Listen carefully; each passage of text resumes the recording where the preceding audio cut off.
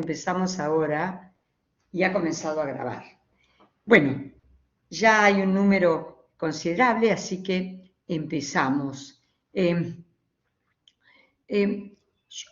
quiero iniciar diciendo, a modo de liminar, qué es el derecho del consumidor.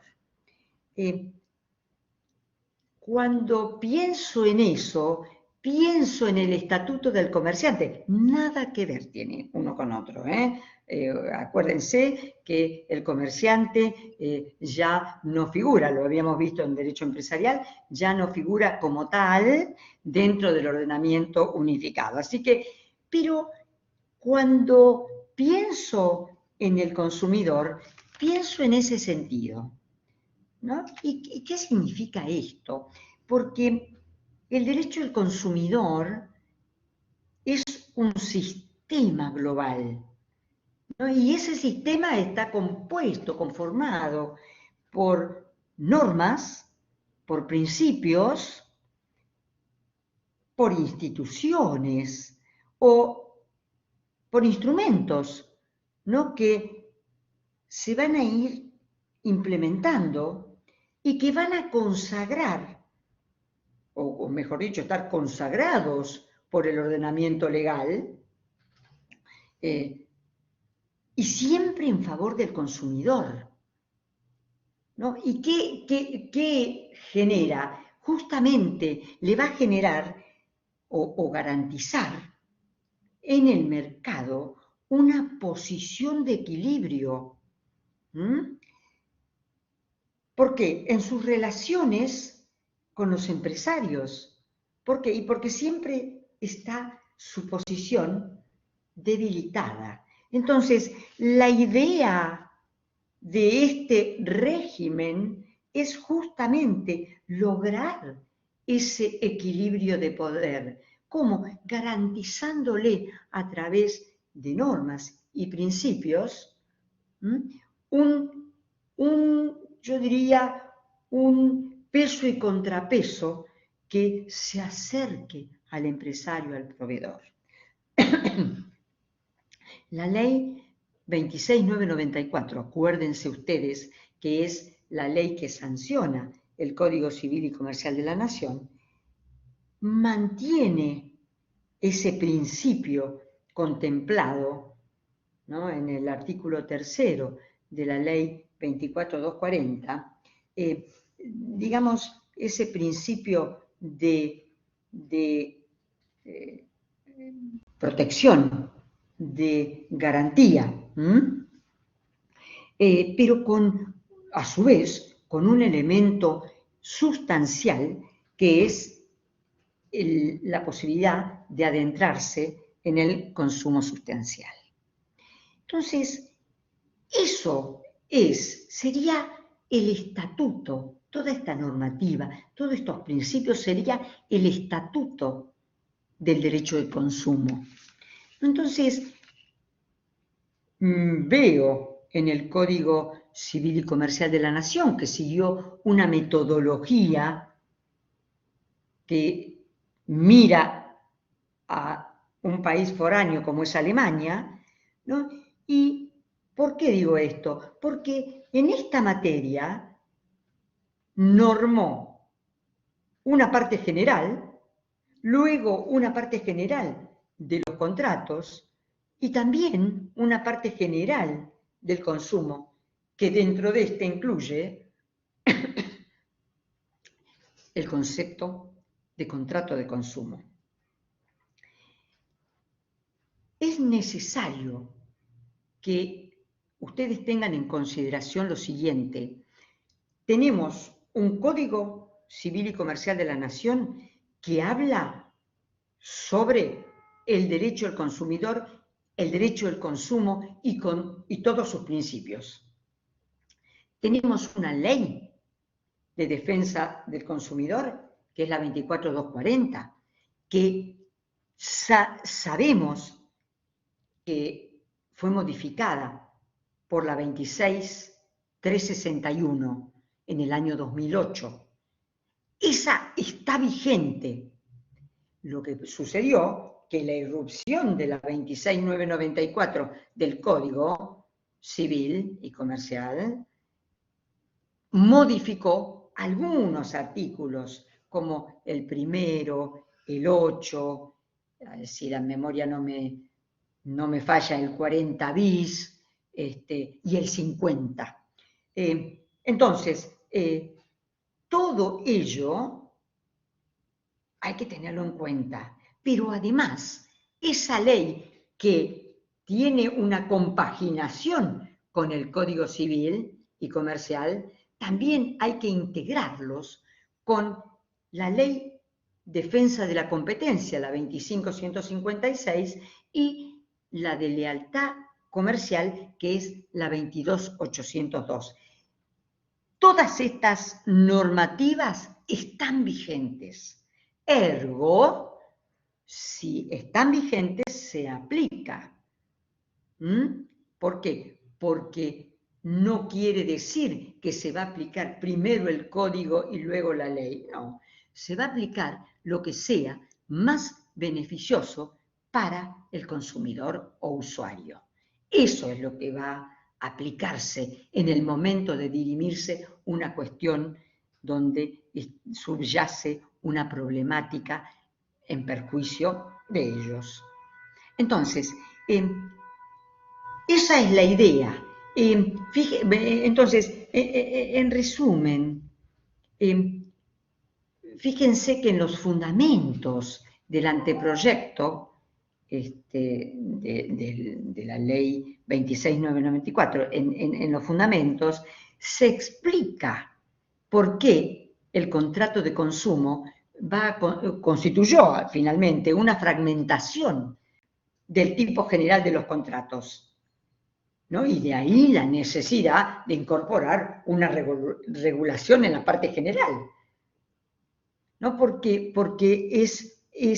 yo diría, no es una subespecie de contrato, es una anexión de una parte general de un derecho, yo le diría nuevo, pese a la existencia constitucional, pero en lo que hace, digamos, al derecho privado. Es nuevo porque no estaba normado de esa manera, solamente en leyes específicas. Entonces, el código incluye una serie de principios generales, ¿no? Que actúan, reitero, como una protección mínima, y nada impide que una ley especial establezca condiciones de protección superiores. Ahora, en suma, el Código Civil y Comercial de la Nación regula el contrato de consumo en los artículos 1092 a 1122.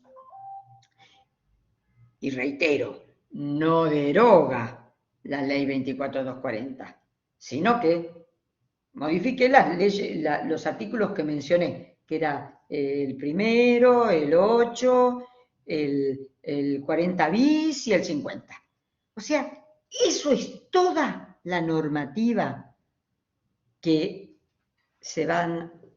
vamos a tener nosotros a la mano para estudiar esta materia. En lo que se refiere el Código Civil y Comercial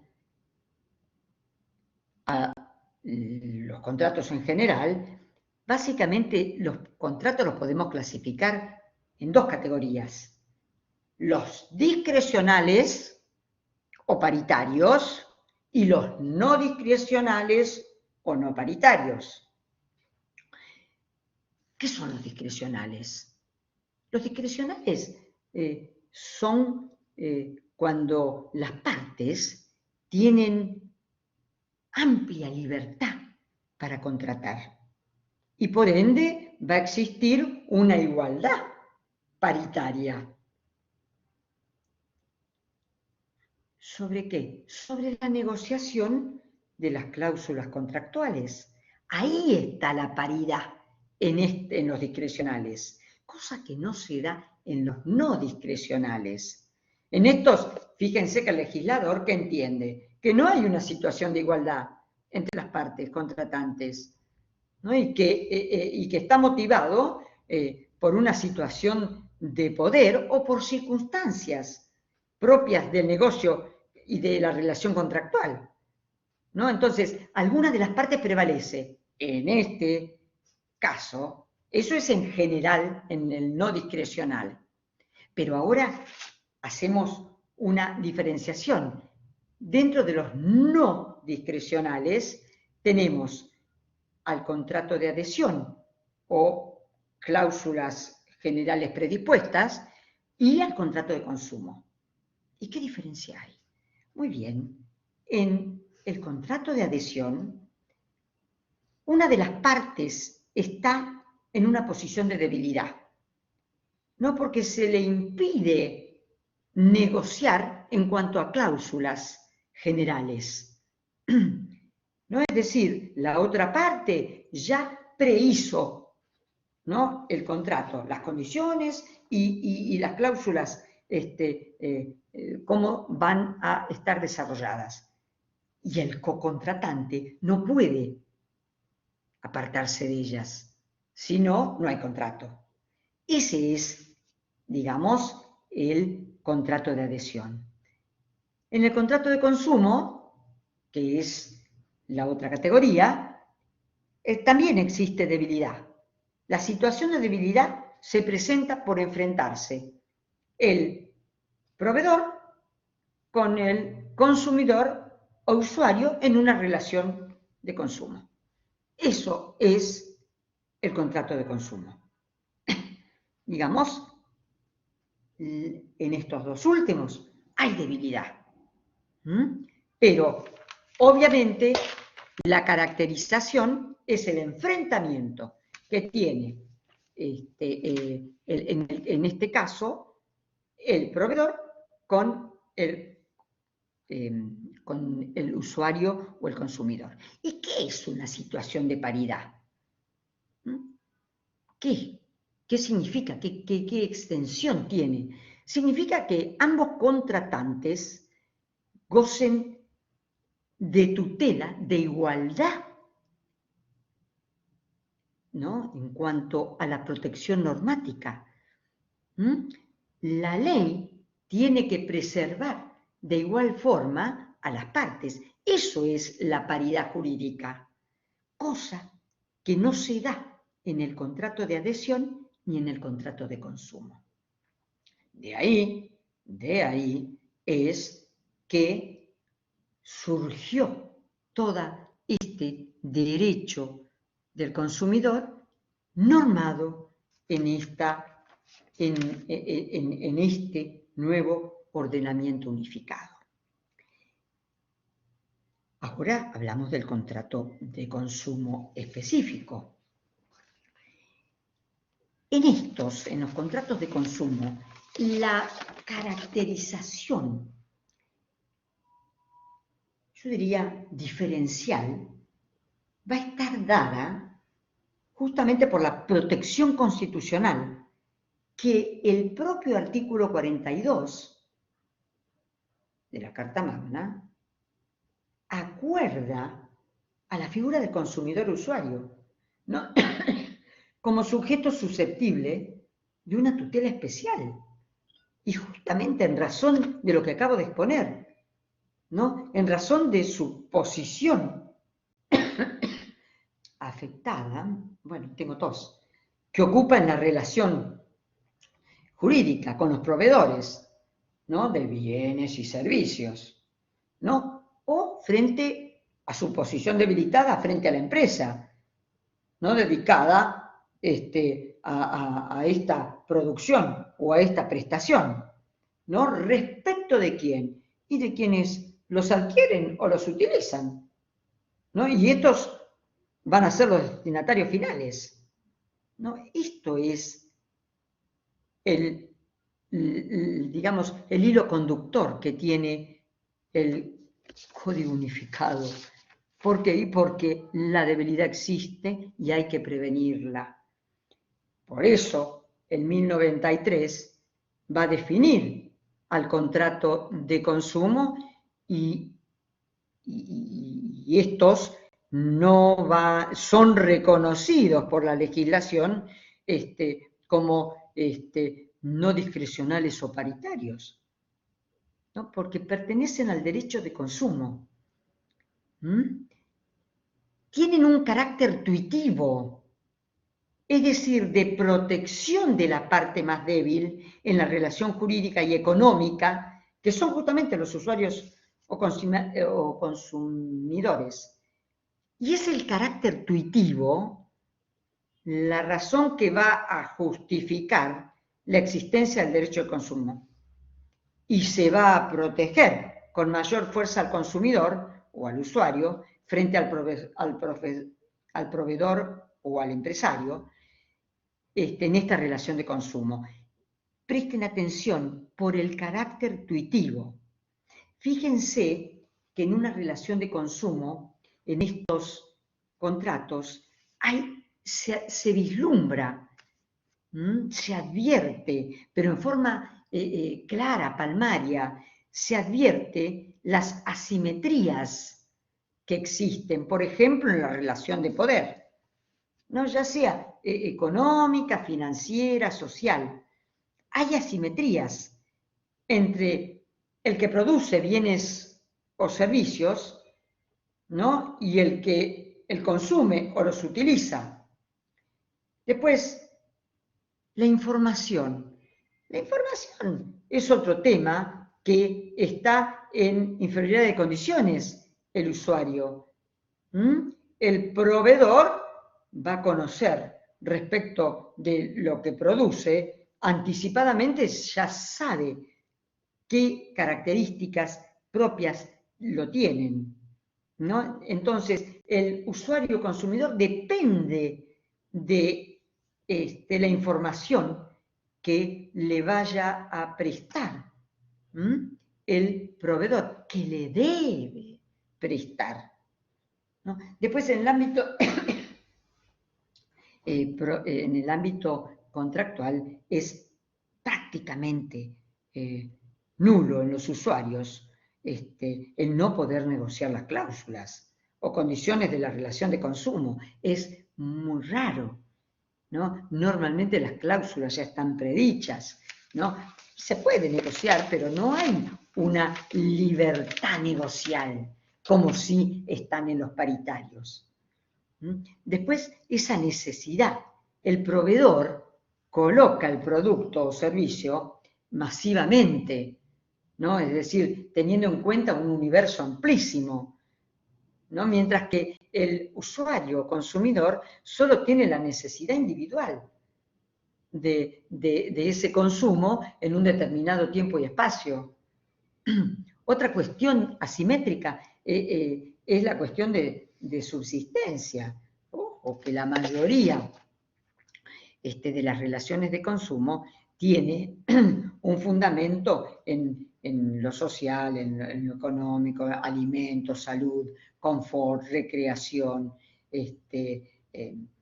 turismo, ¿no? Entonces, todas estas necesidades sociales las necesita en forma individual el usuario, mientras que en forma magna, porque es un nuevo negocio para el proveedor. Son estas asimetrías que configuran, digamos, la situación de desbalance, ¿no? De las partes, un desbalance importante de las partes en la relación de consumo, ¿no?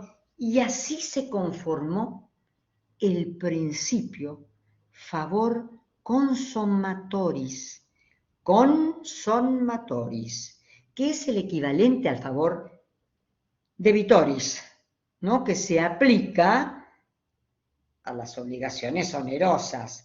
En el Código Civil o en el Código de Comercio hablar de obligaciones del favor debitoris era común. Bueno, es el equivalente. Acá se aplica a las obligaciones onerosas el favor debitoris. Bueno, el principio favor debilis del derecho clásico es el equivalente al favor consumatoris, que es el principio que caracteriza el paradigma de los usuarios o consumidores. Cuando el artículo 1094 habla sobre justamente la duda, sobre la interpretación de los principios que establece la ley y prevalece lo más favorable al consumidor, ese es el llamado favor consumatoris. ¿Quedó claro este principio y toda esta circunstancia que es importante tomar en consideración? Fíjense que otro tema es el 1093, que es el contrato de consumo. Pues yo acá hablé en general, ahora vamos al especial. No es que hay un contrato de consumo, no, es, vuelvo a decir, es un conglomerado de leyes y principios, instituciones, etcétera, etcétera, que van a preservar la figura del usuario y del consumidor que se presenta como la parte debilitada. Entonces, ¿qué hace el código? Dice, el contrato de consumo es el que van a celebrar el consumidor o usuario final con una persona humana o jurídica que actúa profesionalmente u ocasionalmente o con una empresa, ¿no? Productora de bienes o prestadora de servicios públicos o privados. Eso sería el contrato de consumo. Entonces, aquí tenemos varios elementos básicos, realmente que ya lo han analizado ustedes, ¿no? Porque sabemos que es el consumidor, ya lo vimos en otras clases, que es consumidor, que es usuario final. Sabemos que es una persona humana o que es una persona jurídica, lo sabemos. La profesionalidad no es que necesiten un título, sino que puede ser ocasional o no, o con una empresa productora, siempre de bienes o servicios. Entonces, esto es genérico.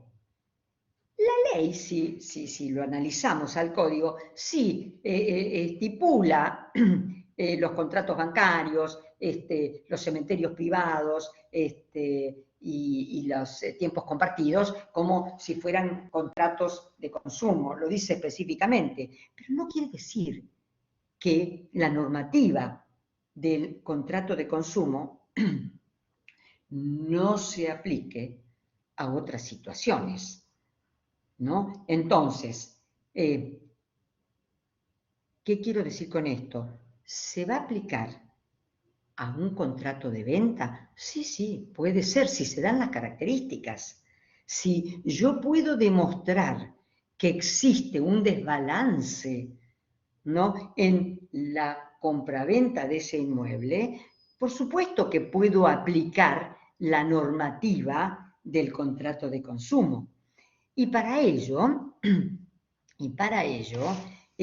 tengo que tener en consideración justamente el articulado. Y el articulado se refiere, digamos, al 1094 y al 1095 y hasta la totalidad de las normas, ¿no? ¿Y qué otro tema? Y otro tema es justamente la interpretación y la prelación, ¿no? La noción de contrato de consumo resulta del ensamble de los conceptos de consumo y de proveedor, centrando su atención en el objeto del contrato, que es adquisición, uso y goce de bienes y servicios, y en el destino de dicho objeto, que es el que caracteriza al concepto de consumidor. Uso privado, consumidor final, uso privado para uso privado, familiar o social. ¿no? Entonces, a ver, todo eso es lo que tenemos que tener en consideración hoy para determinar cuándo puedo aplicar a un determinado contrato justamente el Código Civil y Comercial que estoy abriendo en este momento para seguir a ustedes. Un momentito, que lo estoy abriendo. Y entonces, cuando hablo del 1094, ya estoy hablando, incorpora la noción de consumo sustentable vinculado con el medio ambiente, ¿no? Que también es objeto de protección. Entonces, es decir, todas estas normas de interpretación es importante tenerlas en cuenta en cualquier tipo de contrato. En un contrato cualquiera, donde haya un perjuicio justamente en el medio ambiente, por supuesto que ya estamos contrariando al consumo sustentable. Entonces, esto es lo que yo quiero hacer llegar a ustedes. La aplicabilidad de estas normas a los distintos contratos ¿es factible? ¿Es viable? Sí, pero hay que analizar cada caso, ¿no? Es decir, fíjense que quizá no está a la altura de las circunstancias el hecho que el legislador no haya determinado este tipo de anexión a los demás contratos, pero va de suyo que hay distintos contratos al que fácilmente le es aplicable el contrato de consumo, ¿no? O las normas sobre el derecho de consumo, ¿no? O la aplicabilidad de la ley, defensa de la competencia, lealtad comercial, o defensa del consumidor. Es decir, se le aplica la norma al contrato que suscribió comprador y vendedor de un lote, por ejemplo, o de un inmueble, ¿no? Entonces, yo quiero decir que el 104 integra un concepto más amplio, justamente el desarrollo sustentable, que va a consistir en tener como objeto la erradicación, por ejemplo, de la pobreza, de la modificación de pautas insostenibles de producción y consumo y la protección y ordenamiento de la base de recursos naturales para el desarrollo social y económico. Eso es, todo eso hace a la relación de consumo. No es fácil determinar.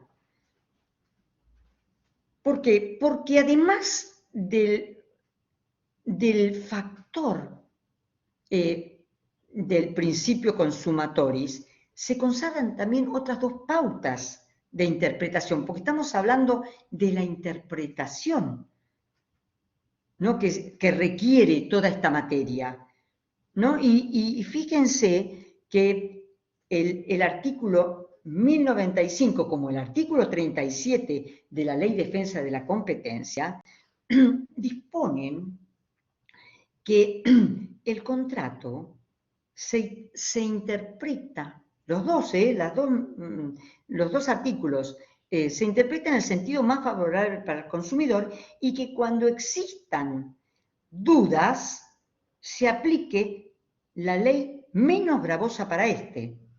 O sea que los dos artículos generan la misma proyección. La del artículo es una pauta de interpretación específica para los contratos de consumo, ya que no existe esto en los contratos paritarios. Los contratos paritarios, las cláusulas se elaboran, cada una de las partes tiene la libertad, ¿no? Tiene la voluntad para hacerlo. Acá no. Acá siempre hay una predisposición hecha por el que tiene más fuerza, más poder. Por ejemplo, yo quiero hablar un poquito del contrato bancario. Estos contratos no solo son regulados como una categoría legal autónoma, fíjense que irrumpió ese tema financiero dentro del Código Civil y Comercial de la Nación como una cosa diferenciada, ¿no? Es no solamente como una categoría legal autónoma, sino que hace en forma específica en relación al consumidor o usuario, es importantísimo, ¿no? Porque antes del 2015, el marco legal de protección al consumidor bancario solo estaba contemplado en el artículo 36 de la Ley de Defensa de Competencia, pero era insuficiente, ¿no? Frente al impacto de la realidad actual que tiene hoy, ¿no? El sistema financiero en la economía doméstica. Entonces, fíjense, o todo lo que sea tecnológico y que lo hacemos habitualmente, tecnológicamente, la entrada o salida de las cuentas o a través del home banking, todo eso es una nueva concepción. Por eso el 1384 del Código Civil y Comercial de la Nación dice que las disposiciones relativas a los contratos de consumo les son aplicables a los contratos bancarios, de conformidad con lo dispuesto en el 1093. Entonces, acá sí, el 1384 específicamente dice, acá se va a aplicar el contrato de consumo. El problema es que no se dijo en los demás, en la mayoría. Por ejemplo, no se dice en el contrato de venta, de compraventa, no se dice en locación, no se dice en el fideicomiso, no se dice en el leasing, ¿no? Entonces, ¿qué pasa en ellos? Fíjense que en el fideicomiso, ustedes se acuerdan del fideicomiso, ¿no? Ya lo estudiamos en Derecho Empresarial, que estaba las 4 partes que lo coparticipan, ¿no? Acá, obviamente, que participa un tribunal judicial. Y en tribunales se consideró que la protección del fiduciante beneficiario debe acentuarse cuando éste resulta ser un consumidor. Solo cuando el producto íntegro, ¿no?, del desarrollo inmobiliario solo se reporta entre fiduciantes originantes. Entonces, ¿qué quiere decir esto? El tribunal que determinó dice, si hay un beneficiario y hay un fideicomisario, aquí sí se les aplica en forma directa la ley de, o mejor dicho, el régimen de el derecho a los consumidores. Ahora, si los fiduciantes son los originarios y que pretenden la aplicación, no se les va a aplicar a los fiduciantes originantes. En estos otros supuestos, o sea, en los demás, el fideicomiso se volcará al mercado con los consumidores mediante preventas y ventas. Entonces, en este caso, el estatuto del consumidor va a ser aplicado al fideicomiso sin importar el esquema utilizado, ¿no? Adquisición de unidades mediante boleto de compraventa con el fiduciante, a través del fiduciario, perdón, o mediante la incorporación como fiduciante beneficiario. Acá cumple un rol fundamental la publicidad, ¿no? La publicidad es básica, ¿no? Porque la publicidad no debe tener indicaciones falsas, ¿no?, o que induzcan a error al consumidor. no debe ser abusiva ni discriminatoria. Entonces, obviamente que aquí se le aplica esta normativa, aun cuando la ley o el Código Civil y Comercial de la Nación, que norma el fideicomiso, nada diga, pero tampoco lo prohíbe. Entonces, lo mismo pasa con la venta, con el contrato de compraventa. Lo mismo pasa con la locación. La ley que otorga, digamos, al consumidor financiero, al usuario, me molesta el sol, al usuario de servicios públicos, al consumidor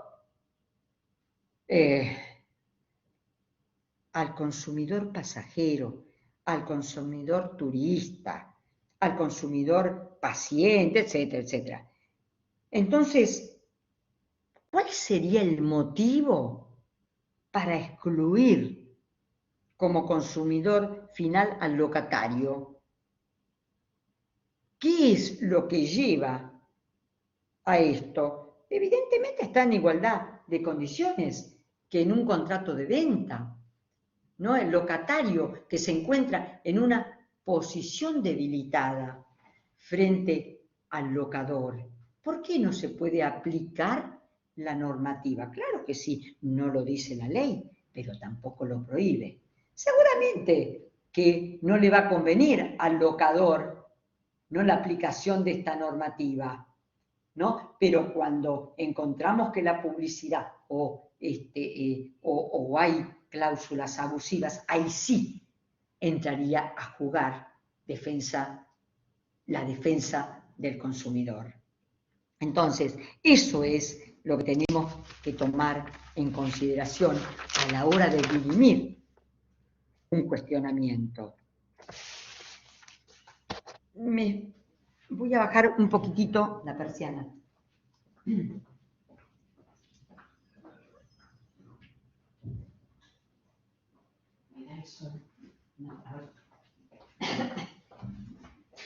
Bien.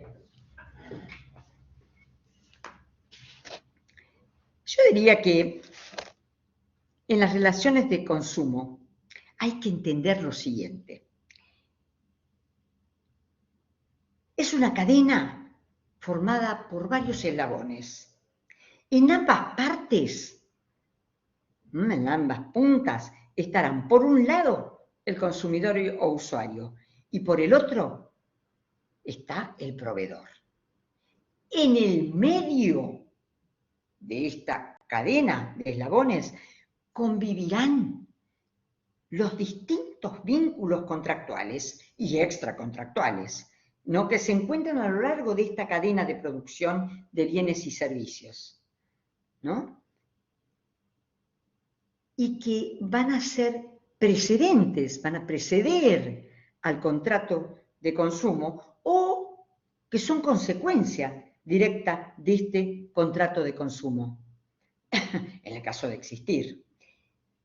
La ley de defensa de la competencia, fíjese, la ley de defensa de la competencia, la ley de defensa del consumidor es de suma importancia en los contratos, por ejemplo, de compraventa o de operaciones inmobiliarias con bienes inmuebles, ¿no? Entonces, los contratos dentro del Código Civil y Comercial, específicamente el contrato de venta, el legislador no estuvo a la altura de la circunstancia, ¿no?, de una regulación que refleje realmente la realidad negocial vigente, ¿no? Porque el legislador abunda en normas sobre un tipo contractual casi, yo diría, no sé si inexistente, pero no tan existente como el de consumo, que son los contratos paritarios o negociación individual, ¿no?, donde el desarrollo, el consentimiento de las partes prevalece la autonomía de la voluntad. Entonces, ahí no hay tanta, yo diría, tanta diferenciación entre entre las partes no hay tanto conflicto, salvo que se incumpla la situación, ¿no? Entonces, creo que de lege ferenda, quiere decir, en un futuro de modificación, debería concertarse todo lo que se refiere a contrato de consumo, ver la posibilidad de normar o que sea aplicable en forma expresa en cada uno de los contratos y en qué situaciones. Entonces, eso es lo que entiendo que debería, de lege ferenda, quiere decir que en una próxima reforma se podría rearmar esta situación. Fíjense que en la formación de este consentimiento que puede existir en este contrato, hay que tener en cuenta el trato digno, ¿no? Hay que tener en cuenta el derecho a la información, a la oferta, la publicidad, son elementos que todo este régimen de consumo tiene que tener en forma prioritaria, tenerlo en consideración. Trato digno.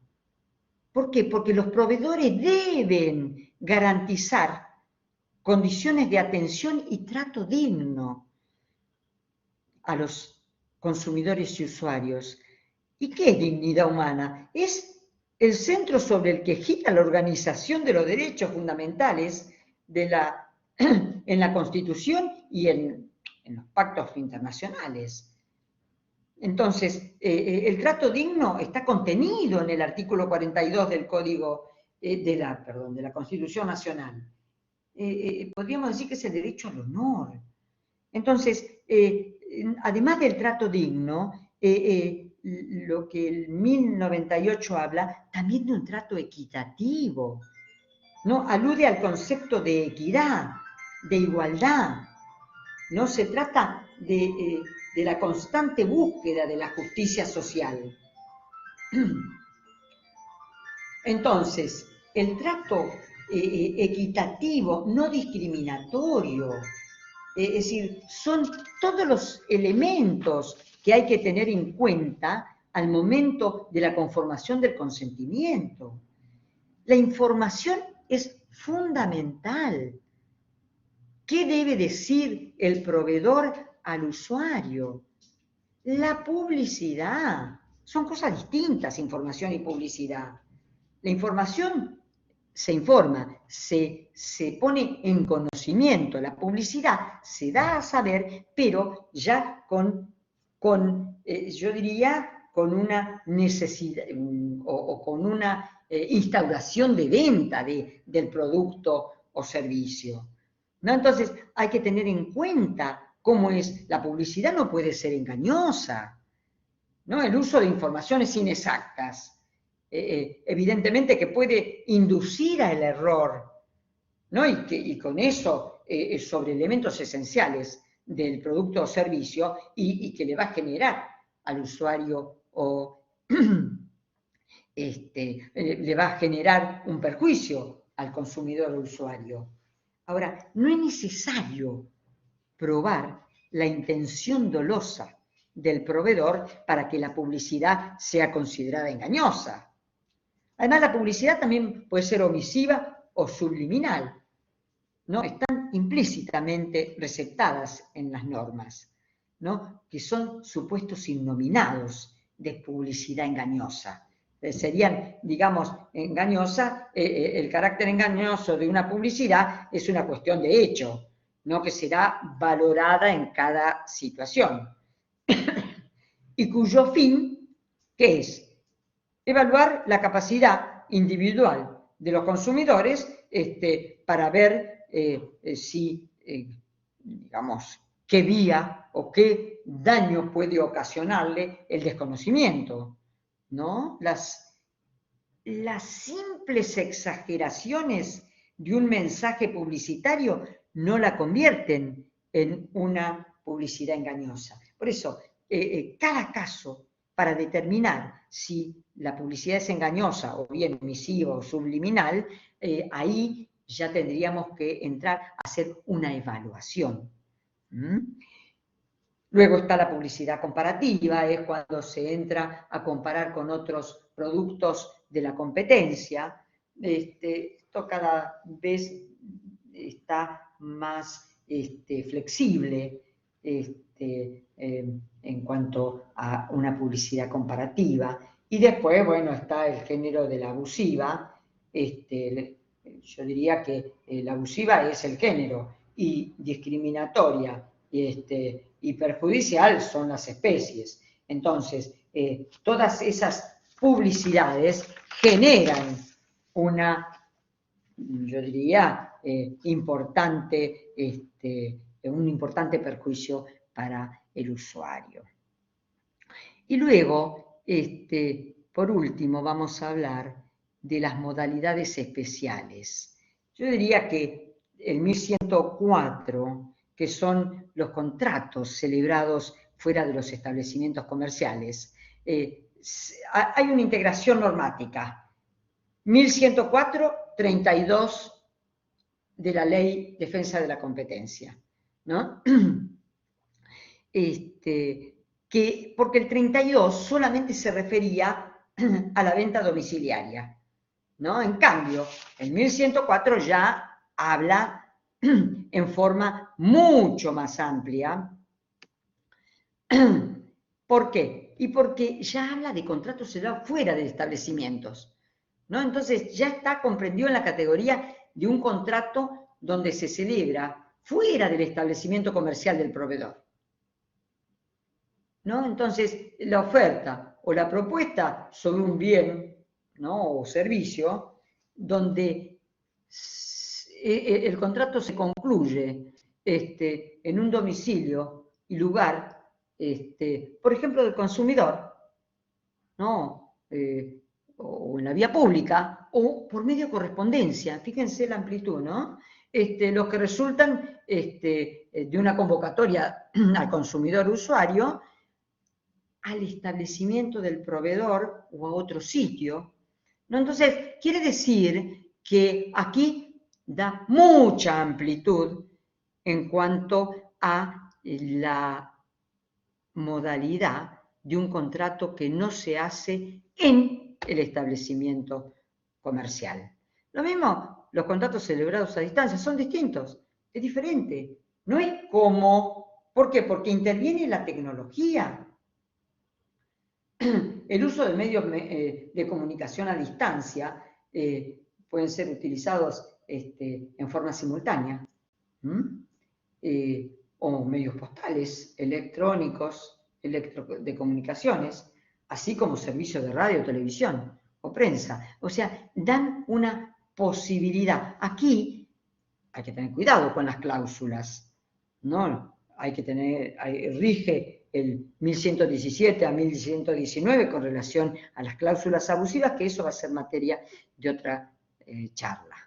Entonces, estas modalidades especiales es importante que ustedes las analicen, que analicen cómo se hace la oferta, el lugar, dónde se considera el lugar de cumplimiento en los contratos celebrados fuera de los establecimientos. ¿Cuál es el lugar donde se cumple, donde se perfecciona? El 1108 es, perdón, el 1109. Después, cuando en los contratos celebrados fuera de establecimientos comerciales y a distancia, tienen el derecho a ser renunciables, de revocar la aceptación dentro de esos 10 días. ¿Cómo es? Esto es lo que yo podría, o la cátedra, mejor dicho, podría establecer algún caso especial sobre estos temas de revocación, del lugar de cumplimiento y demás, que ustedes lo van a tener a la mano. Bueno, como estamos por terminar la hora, quiero decir que esto es lo que quiero significar con respecto a las modalidades y a la forma del contrato de consumo. No es un contrato específico, sino que son normas que se aplican a determinados contratos. Por ejemplo, compramos por Mercado Libre una determinada heladera, ¿no? Ahí viene toda la información, ¿no? La publicidad, ¿no? La guía, los prospectos, cómo se usa, cómo no se usa. Es un contrato de venta al que le voy a aplicar normas de el contrato de consumo. Y si la publicidad es engañosa, si no me dieron la guía o el manual de instrucción para conectar la heladera correctamente, no trae en forma clara, es confusa, entonces sí puedo aplicar estas normas, ya sea vía administrativa, ya sea vía judicial. Entonces, todo ello es lo que en definitiva, bueno, lo que en... Opa.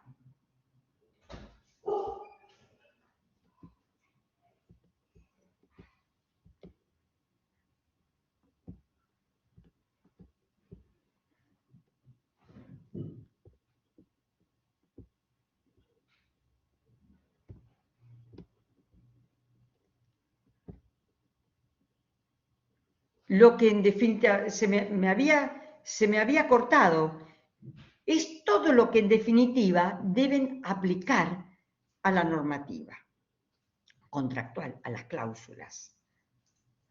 Y lugar de perfeccionamiento del contrato. ¿Dónde se perfecciona? Todo eso está en esa normativa. Bien. Bien. ¿Alguna pregunta? Ya tengo que cerrar.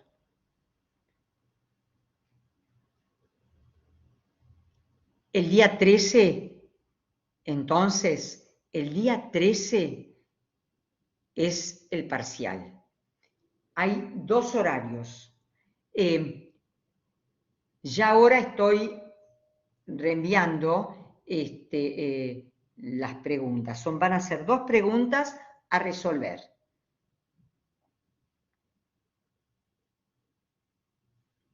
Sí. A ver, Marina, digamos, el programa que está colgado en la plataforma, ese es el programa que utilizan ustedes.